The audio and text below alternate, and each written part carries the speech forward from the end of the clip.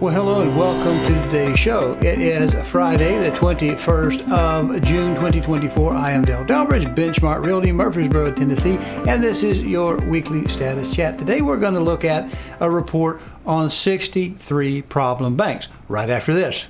If you like this content, please go to CallDelToSell.com, find the tab that says on YouTube, click it, and it'll open up a page of QR codes. There you can use a smartphone to scan and get to the YouTube page, or you can just mouse over and click it on a PC. There you'll be able to subscribe to this little button over here and click the notification bell so that YouTube will notify you when each Friday's blog has been uploaded. Thank you. What we have pulled up is the story, just one story this week, from Yahoo Finance. It looks like they are repeating Business Insider source. We pull it up, we see that it is from Mr. Matthew Fox, June 4th, 2024. This is a couple weeks old, but it kind of slipped under my radar for certain. Now, they have their bullet points, which is the highlights, which is going to set the tone for the rest of this little short article. And it's only about 2 minutes. It says high interest rates continue to put pressures on the U.S. banking system. Well, that's not a surprise. The FDIC said the U.S. banking system has 63, quote, problem banks and is sitting on $517 billion in unrealized losses. That's more than what I got in my bank. I don't know about you. Upward pressure on mortgage rates has significantly hurt the banking sector. Yeah, and people in the economy and everybody else. You know, spending the money has an effect. When you spend it into existence, that new money causes inflation. I refer multiple times to the Federal Bank in Atlanta on their YouTube channel. They explain that true inflation is caused only by the money supply. Cost of living, such as food or whatever, those may be supply and demand. Oil, commodity based, they may be because of that. So we common everyday people think of inflation as are diminishing our dollar value, but technically inflation is caused by governmental printing of the money, increasing the money supply. And so that's the way it is. Now, I have to buy food and gas and clothes and everything else, and so I tend to lump it all in there just like everyone else does. So here our article is. It starts out up at the top. More than a year after the downfall of Silicon Valley Bank, higher interest rates are still putting pressure on the U.S. banking system, and I don't think they're going to come down anywhere in the near future. Let me stop right here and put some commentary in here. Now, I don't know if you remember, but you have to watch out for people who won't tell you the unvarnished truth, or give at least their opinion. I know there are some clickbaity people that like to be negative all the time, and there are also some sales type of people that want to tell you that it's all rainbows, sunshine, and lollipops. But somewhere between those two extremes is the middle where most of us have to live. Now, in December of 2023, the Fed chair said, if everything stays the way we expect it and inflation continues to look better, what we're going to do is we're going to have at least 3 rate cuts in the Fed rate in 2024, probably in Q3, which is after mid-year, obviously. And he was talking about a quarter point each, so that's only 3/4 of a percentage point because he's trying to get that elusive Bigfoot, that Loch Ness monster they call the soft landing, trying not to do too much. And quickly, some of the positive Pete's out there jumped up and said, at least 3. I think we're going to get 5 because they're just too high now and the economy needs it. And other people said that maybe 7. I even heard a few people say possibly even in January, the following meeting, but it's a low chance that will happen. And I remember talking to the people, so I like to be positive as the next guy, but the truth is that's not what the chair said. That's not what the committee said. The committee said Q3, at least 3.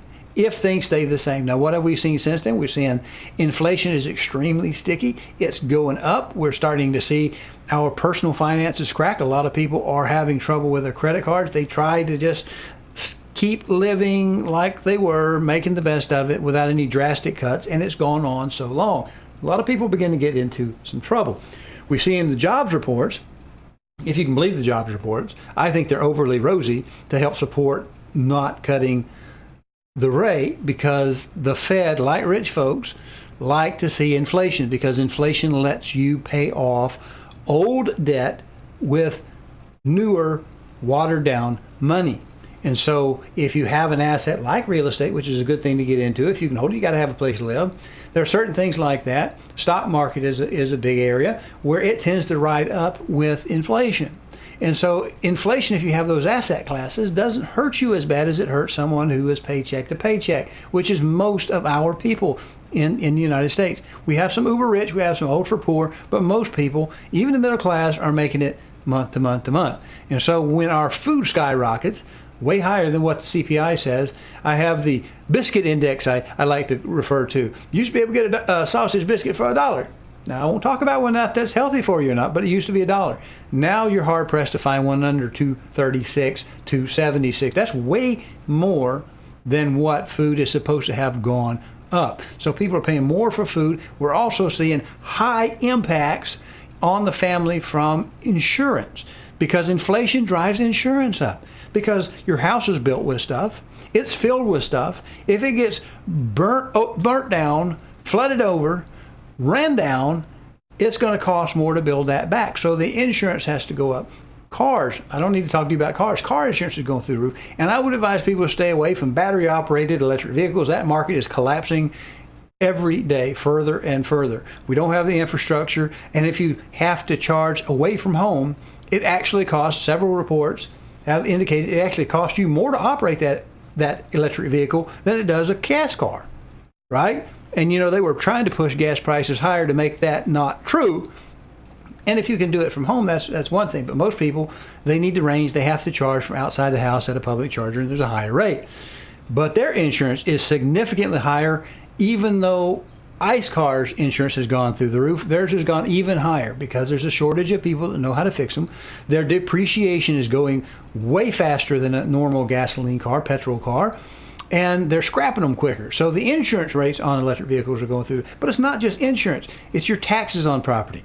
Property taxes are going through because the valuations went so high. Now we're beginning to see some moderation in the pricing of homes, at least in our area. And yet, the assessment has already been done. And so that's another pressure on homeowners. So it is a tough time, and I do sympathize with people trying to make it. But let's get back to our article, because we have, according to the Federal Deposit Insurance Corporation's first quarter report, the U.S. banking system is sitting on a collective of $517 billion in unrealized losses and has 63 problem banks. Now, they'll go ahead and define what a problem bank is using the camel, but there's over $500 billion in unrealized losses. I hear people saying, well, we haven't seen the foreclosures yet. That's true, but we know commercial real estate's in trouble. They buy on a shorter period, and it's a lot more speculative than someone who's buying a home for themselves, because a lot of times they buy that home expecting to live there 7, 10, 15, 20 years. But commercial real estate, it tends to churn a lot faster, and those commercial loans are shorter in nature. A lot of those loans that were had at low interest rates are now coming due, and commercial real estate's in trouble because they can't refinance. I saw loosely a report, I won't cite you this, so you'll have to take it as speculation, that one Nashville property, a high-rise luxury apartment building, was valued at $76 million, but it recently sold for 50-something. So that's going to be a loss. They couldn't refinance. They had to get rid of the property. They had to liquidate it. It's not happening in the residential yet, but when we look at this, we're looking at some banks are in trouble. Those losses have been sparked primarily by a surge in interest rates over the past 2 years, which have driven down the price of fixed income securities held by banks. That's their assets. That's the bank's assets. They also have to have a certain amount of cash. Unrealized losses, that's the ones they haven't booked yet, but they know they're bad, and they know they're not going to get their money, held by banks increased by $39 billion in the first quarter relative to the fourth quarter of 2023. And that's when Chairman Powell said that they might have at least 3 in the third quarter of this year. And quite honestly, September is not assured. But you hear the same positive Pete's out there telling them, oh yeah, we're definitely going to get at least 1, maybe 2. We're going to get 1 in September. Here's the problem with all of it. Back in the day, Chairman Powell didn't say we were going to have 5 or 7, but some people went out there, they heard that they're coming down, and the speculation got to the best of them, and they acted as if they had. Now we know the Bank Term Financing Program, if I can say that, Bank Term Finance Program, BTFP, was scheduled to go away. That was a bailout program that was put into place after Silicon Valley and the runs on the bank last year previous. Now, it was set to go for a year, and that was alternative to the Fed window.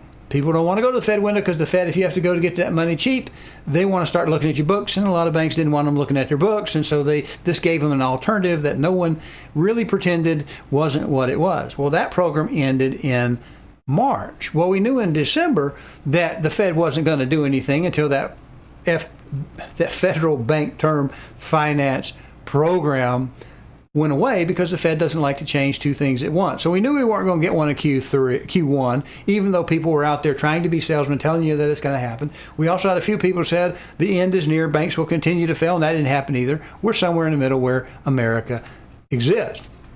Now, it does talk about this higher unrealized losses on residential mortgage-backed security, how that's a big part of stressing these 63 problem banks.